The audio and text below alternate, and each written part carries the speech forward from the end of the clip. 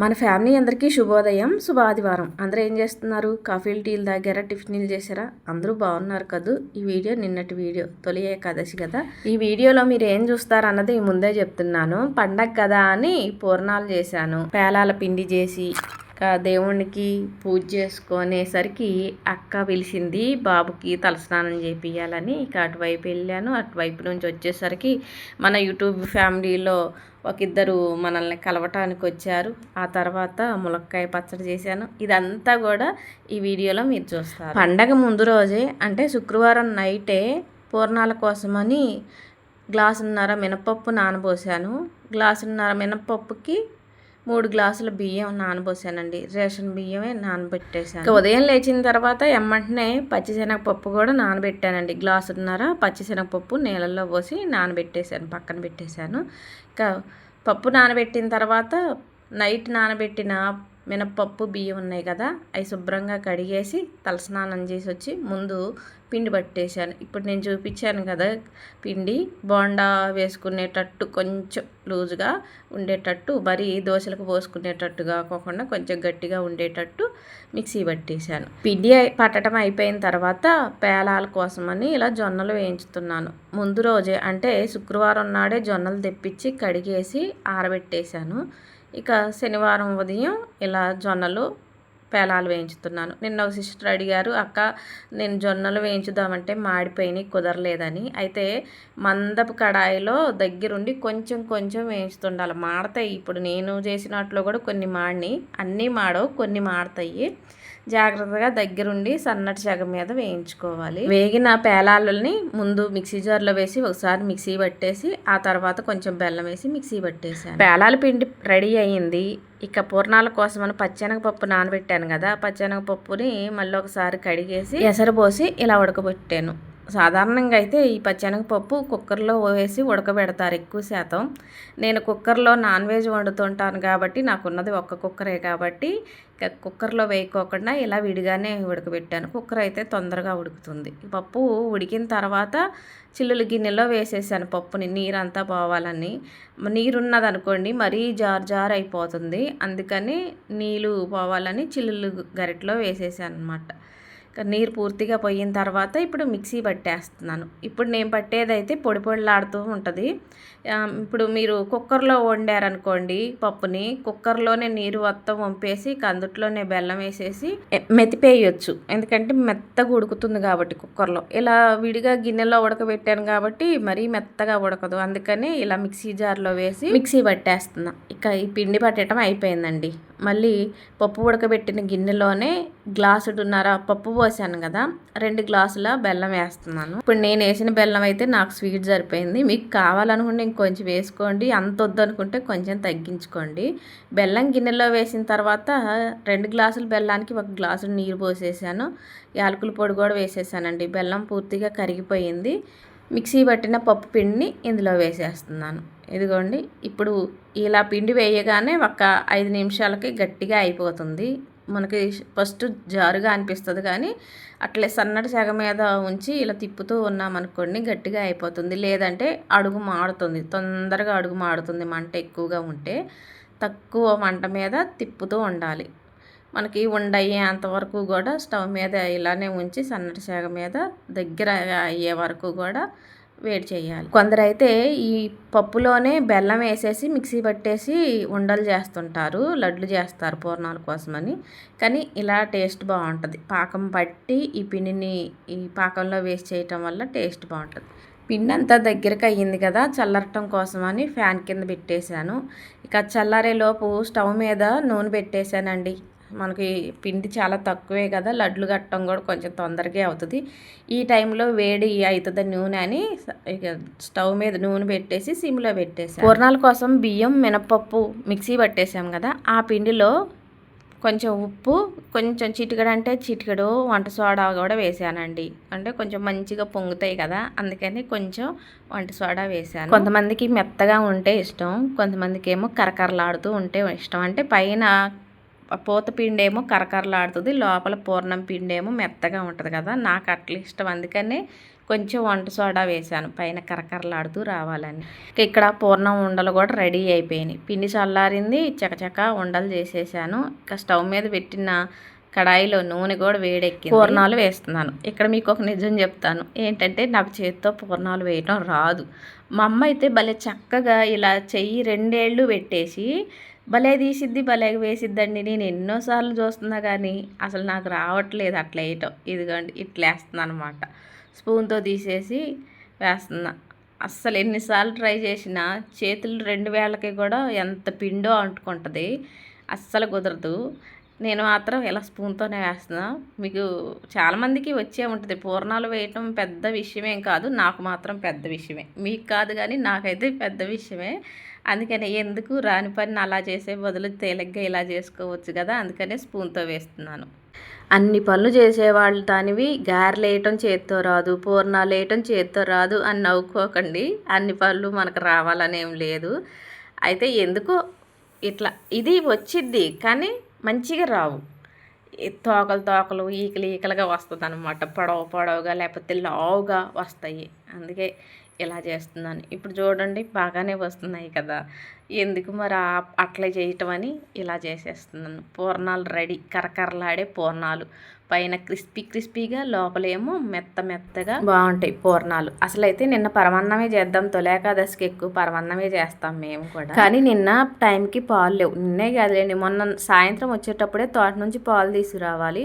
మా వారేమో పాలు తీసుకురావటం మర్చిపోయారు. ఇంట్లో ఒక 1/2 లీటర్ పైన సుమారు ఉన్నాయి. పరమాన్నం ఎలా వండాలి అన్నారు కదా, నేను రేపు పొద్దున్న నువ్వు పూజ చేసుకునే లోపు నేను తీసుకొస్తాలే అన్నారు. ఇక జరిగేది కాదులే అని ముందు రోజే పూర్ణాల కోసం ప్రిపేర్ చేశాను అనమాట. ఇక పూర్ణాలు చేయటం అయిపోయింది, పూజ కూడా అయిపోయిందండి. అక్క బాబుకి స్నానం చేపియాలి, తలస్నానం చేపియాలి రమ్మని పిలిచింది. రోజు తలస్నానం చేయట్లేదు, ఎందుకంటే తనకి కొంచెం జలుబుగా అనిపిస్తుంది. తలస్నానం చేస్తే జలుబు ఎక్కువ అవుతుంది. అంటే పెద్దగా ఏం లేదు, కొంచెం ముక్కు గురగురలాడుతున్నట్టు, అంటే సౌండ్ గురక తీస్తే సౌండ్ వస్తుంది కదా అప్పుడప్పుడు, అట్లా సౌండ్ వస్తుంది. అదే జలుబు ఉందేమని రోజు తలస్నానం చేయట్లేదు. ఇక మరి నిన్న పండగ కదా, తను పుట్టిన తర్వాత మొదటి పండగ, బాబు పుట్టిన తర్వాత మొదటి పండగ, అందుకనే తలస్నానం చేయాలని రమ్మంటే ఇక వెళ్ళి తలస్నానం చేయించాను. కొత్త బట్టలు వేసాను అబ్బాయి గారికి. పౌడర్లు కూడా పుయ్యట్లేదు, డాక్టర్లు పౌడర్లు పుయ్యొద్దన్నారని, తిలకం పెట్టొద్దన్నారని, వాళ్ళ అమ్మ అస్సలు పౌడర్ పుయ్యనీయట్లేదు. తిలకం కూడా పెట్టనిచ్చేది కాదులే కానీ మేమే చెప్పాం, బొట్టు నల్ల బొట్టు పెట్టకపోతే బాబుకి దిష్టి తగిలిద్దమ్మా, నీ బాబుకే దిష్టి తగిలిద్దని ఎన్నో చెప్తే ఎట్లా ఇప్పుడే పెట్టనిస్తుంది. మా పిల్లలు చిన్నప్పుడు అయితే అసలు పౌడరు పిచ్చిగా గోడకు సున్నం కొట్టేసినట్టు కొట్టేసేవాళ్ళం. ఎందుకంటే మెడ కింద చేతుల దగ్గర మోకాళ్ళ దగ్గర ఎక్కువ పాసిద్ది, పుండు పడిద్దని బాగా పౌడర్లు పూసేవాళ్ళం. ఇప్పుడైతే పూయనీట్లు లేదు, కాటికి కూడా పిచ్చి పెట్టేవాళ్ళం పిల్లోళ్ళకి. ఇప్పుడు అసలు అవి ఏం పెట్టకూడదని చెబుతున్నారు. ఇక స్నానం చేయించడం అయిపోయింది, బట్టలు వేసేసాను. వాళ్ళ అమ్మ అప్పుడే టిఫిన్ చేస్తుంది. ఇక టిఫిన్ చేసిన దాకా ఏడవకుండా ఉంటాడని ఎత్తుకొని జోగొడుతున్నాయి. ఈయనకి చక్కగా ఇట్లా పొట్ట మీద పడుకోబెట్టుకొని జోగొడితే హాయిగా ఉంటాడండి. ఇక అక్క వాళ్ళ ఇల్లు ఒకసారి చూపించండి అంటున్నారు. అక్క వాళ్ళ ఇల్లు మా ఇల్లు సేమ్ అండి. ఇద్దరు కలిసి ఉన్నప్పుడే కట్టుకున్నాం కదా, అసలు ఆ ఇంటికి ఈ ఇంటికి తేడా ఏం లేదు. ఈ ఇల్లు చూస్తే ఆ ఇల్లు చూసే పని లేదు, ఆ ఇల్లు చూస్తే ఈ ఇల్లు చూసే పని లేదు.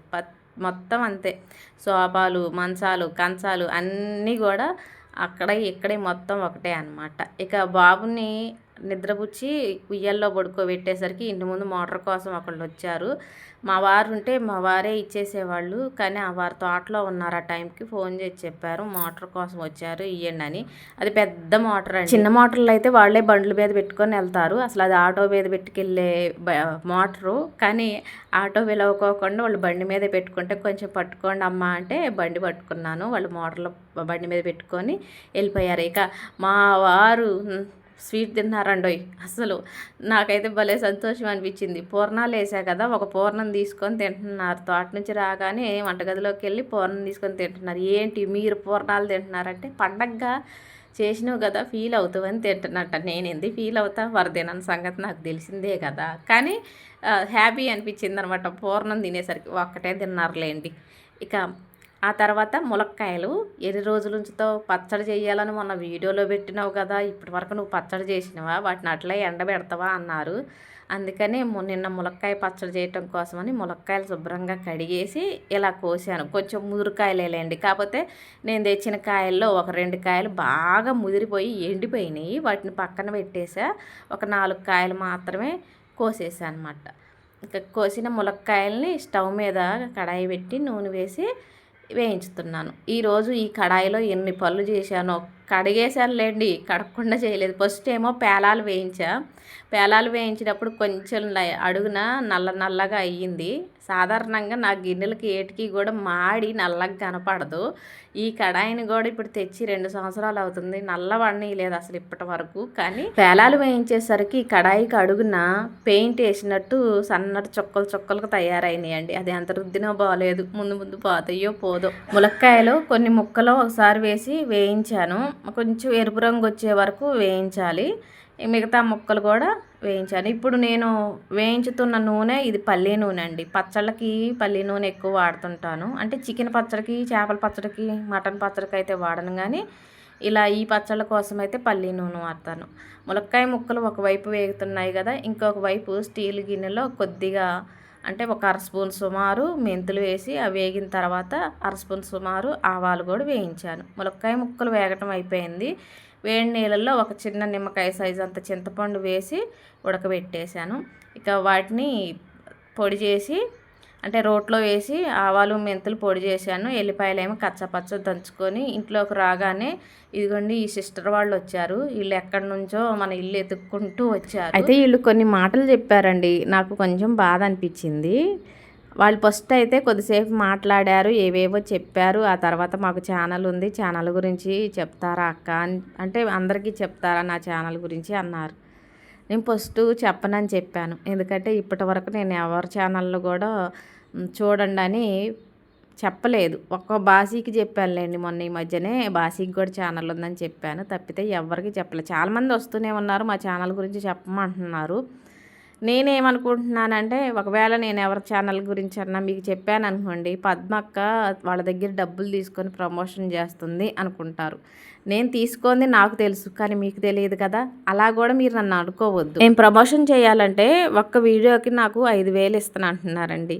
జాతకాల గురించి చెప్పమని, శారీ బిజినెస్ గురించి, షాపుల గురించి, ఇట్లా ఎన్నో చెప్పమని. ముఖ్యంగా అయితే ఇంటి దగ్గర ఉండి డబ్బు సంపాదించుకోవడం ఎలా అని, వర్క్ ఫ్రమ్ హోమ్ ఇలాంటివన్నీ చెప్పమని డబ్బులు ఇస్తామంటున్నారు. ఒక వీడియోకి 5,000 ఇస్తామంటున్నారు. అలా చేస్తే ఇప్పటికి ఎన్నో వీడియోలు చేసేదాన్ని, ఎన్నో డబ్బులు సంపాదించుకునేదాన్ని. కానీ అలా నాకు అలా ఇష్టం లేదు. మీరు నన్ను చాలా నమ్మకంగా చూస్తున్నారు, అలా వద్దనుకొని నేను ఇప్పటివరకు చేయలేదు. కానీ ఈ సిస్టర్ బాధ చెప్పాలనిపించింది. వాళ్ళ హస్బెండ్ మిల్లో ఆటో నడుపుతుంటారంట, అది కూడా సొంత ఆటో కాదు. తనకేమో హెల్త్ ప్రాబ్లం వల్ల బయట పనికి ఏమి వెళ్ళలేకపోతుందంట. ఇక ఈ ఛానల్ పెట్టుకుంటే ఇంట్లో ఉండైనా నేను కొంచెం నా భర్త సంపాదనకి ఏదో కొద్దిగన్నా తోడవుతాను అని ఛానల్ పెట్టాను, చెప్పండి అంది. ఇక తన ఛానల్ పేరు చెప్పినా కానీ ఇప్పుడు సబ్స్క్రైబర్స్ లేరు కాబట్టి మీ ముందుకు రాదు. తను ఈ వీడియోకి కామెంట్ చేస్తారు, చేస్తాను, ఒకసారి చూడండి. వాళ్ళు కొద్దిసేపు కూర్చొని మాట్లాడి వెళ్ళారు. ఇక వాళ్ళు వెళ్ళిన తర్వాత మళ్ళీ పచ్చడి స్టార్ట్ చేశాను, ములక్కాయ పచ్చడి. చింతపండు నానిన చింతపండుని మిక్సీ జార్లో వేసి మిక్సీ పడుతున్నారు. చాలామంది మిక్సీ జార్ గురించి అడుగుతున్నారు. ఆ మిక్సీ జార్ ఏ మిక్సీకైనా పనిచేసిద్దా అని మా వారిని అడిగాను. ఆ మిక్సీ జార్కి అడుగునున్న దాన్ని ఏమంటారంటే కబ్లర్ అంటున్నారు ఆయన. నేను టబ్లరా అని నాకు వస్తుంది, కాదు కబ్లర్ అంటున్నారు. అంటే 4 పళ్ళు ఉన్నాయి కదా, అట్లా మిక్సీ జారుకు కూడా 4 ఉంటే ఏ మిక్సీకైనా పనిచేసిద్దండి.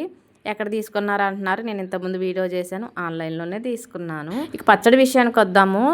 ములక్కాయ ముక్కలు వేగిన నూనె ఉంది కదా, ఆ నూనెలోనే ఇంకొంచెం నూనె వేసేసి స్టవ్ వెలిగించి నూనె వేడెక్కిన తర్వాత జీలకర్ర, ఆవాలు, కరివేపాకు, ఎండుమిర్చి వేసి మిక్సీ పట్టిన చింతపండు కూడా వేసి కొద్దిసేపు చింతపండు వేగిన తర్వాత దంచిన వెల్లుల్లిపాయ కచ్చపచ్చ దంచాను కదా, అది కూడా వేసేసాను అనమాట. ఇది ఇలా వేగుతుండగానే ములక్కాయ ముక్కల్లో ఉప్పు, కారం వేసాను. కొలతలు అంటే ఏం లేదు, నేను ఎప్పుడైనా సరే గ్లాసుడు కారం వేసాను అనుకోండి, 3/4 గ్లాసుడు ఉప్పు వేస్తాను అనమాట. ఇప్పుడు తక్కువగా వేసాను, తక్కువ పచ్చడి కదా అందుకని తక్కువగా వేసాను. చెప్పడం మర్చిపోయాను, ముందు స్టార్టింగ్లో మెంతి పొడి ఆవపిండి కూడా వేసానండి. మెంతులు ఆవాలు వేయించి పొడి చేశాను కదా, అది కూడా వేసేసాను. ఇవన్నీ కలిపేసాను.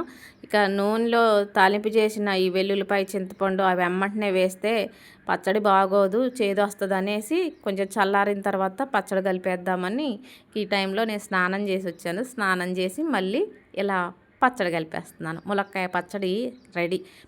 ఈ పచ్చడి ఎన్ని రోజులు ఉంటుందని నన్ను అడగొద్దు. ఎందుకంటే నేను ఎప్పుడు పెట్టినా కానీ మహా అయితే 5 కాయలు 6 కాయలు పచ్చడి పెట్టుకోవటం, వారం రోజులు తింటాం అంతే. అప్పుడప్పుడు కొంచెం వారం రోజుల్లో తినేస్తాము. కాబట్టి ఎన్ని రోజులు ఉంటుందని ఎక్కువ రోజుల నుంచి నేను తినలేదండి. తక్కువ కాయలే పెడతాను, తొందరగా తినేస్తాం. పచ్చడి అయితే అసలు టేస్ట్ సూపర్ ఉంటుంది. ములక్కాయ పచ్చడి ఏంటి అనుకుంటామా, ఒక్కసారి పెట్టి చూడండి మీకే అర్థం అవుతుంది. అసలు సూపర్ అంటే సూపరు. ఇప్పటికిప్పుడు కలుపుకొని తిన్నాగాడు బాగుంటుంది. ఎందుకంటే ములక్కాయల్లోకి ఇప్పుడు ఉప్పు పులుపు చేరలేదు, కానీ వేయించాం కదా, వేయించిన ములక్కాయలు టేస్ట్ బాగుంటాయి. పచ్చడి కూడా సూపర్ ఉంటుంది. ఇదండి ఈరోజు వీడియో నచ్చితే లైక్ కొట్టండి, హైప్ కొట్టండి. కొత్తగా చూసేవాళ్ళు అయితే సబ్స్క్రైబ్ చేసుకోండి.